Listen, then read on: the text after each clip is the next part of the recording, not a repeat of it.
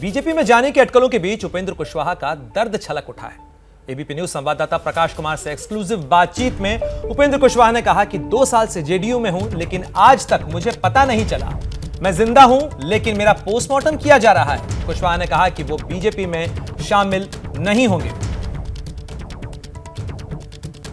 और इस खबर पर ज्यादा जानकारी के लिए सीधे रुख करते हैं, मेरे सहयोगी प्रकाश कुमार हमारे साथ जुड़ गए हैं। प्रकाश, उपेंद्र कुशवाहा को लेकर तरह तरह के बयान आ रहे हैं, नीतीश कुमार कुछ और कह रहे हैं। आपसे बातचीत में क्या कुछ उन्होंने दर्द साझा किया?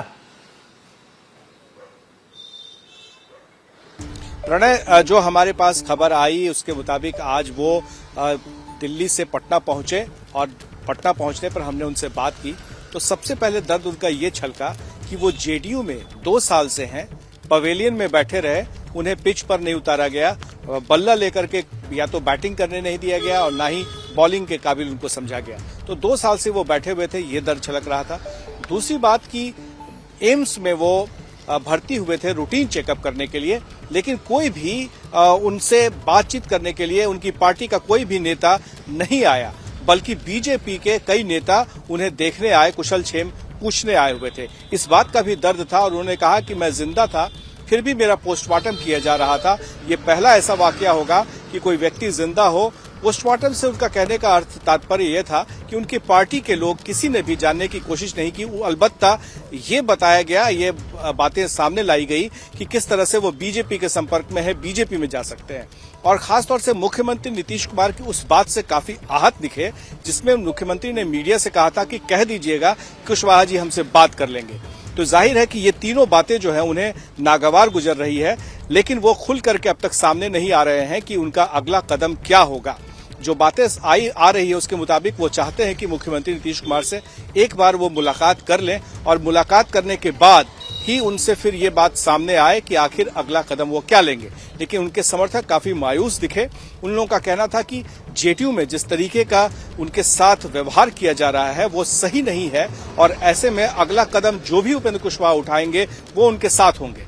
तो ये सारी बातें से एक बात साफ हो गई है कि जेडीयू में उपेंद्र कुशवाहा बिल्कुल सही तरीके से नजर नहीं आ रहे हैं। उनका अगला कदम का हर किसी को इंतजार है। बीजेपी के नेता स्वागत करने को तैयार हैं। प्रकाश, आप तो बिहार की राजनीति को बहुत बारीकी से समझते हैं, लेकिन इस पूरे मामले में उपेंद्र कुशवाहा कई बार पहले भी पाला बदलते रहे हैं और उनको लेकर संजय जायसवाल का भी बयान आया है। तो बीजेपी के खेमे में क्या इस बात की तैयारी भी है कि उपेंद्र कुशवाहा आ सकते हैं या लिए जा सकते हैं?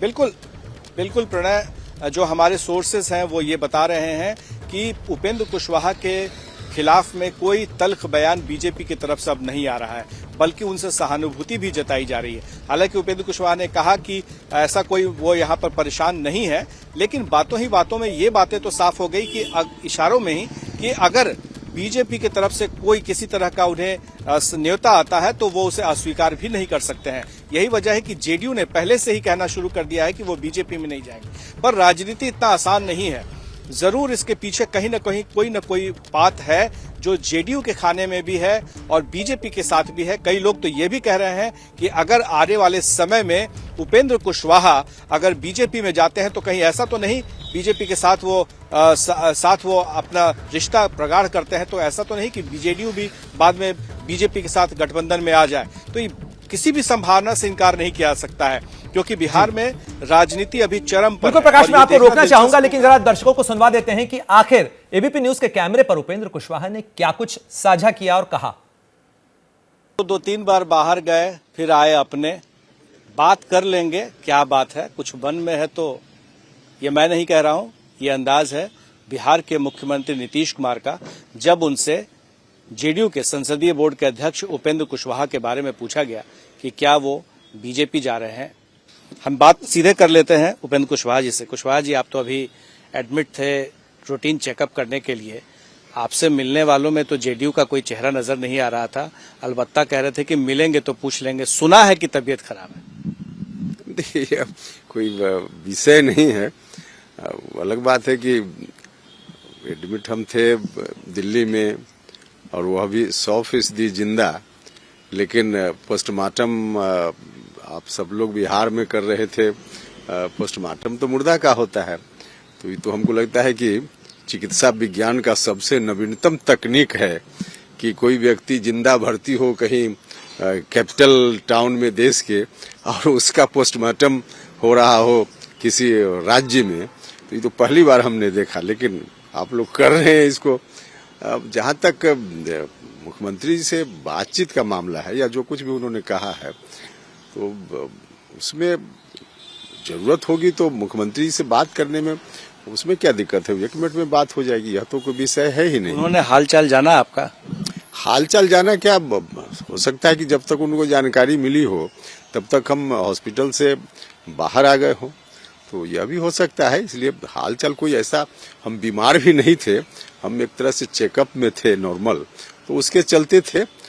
क्या मजबूरी है मेरी, बताइए।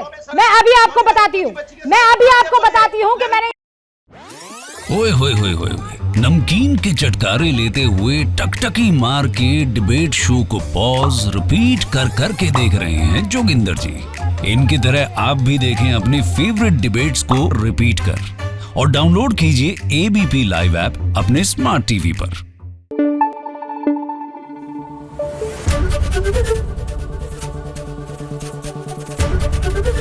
एबीपी न्यूज आपको रखे आगे।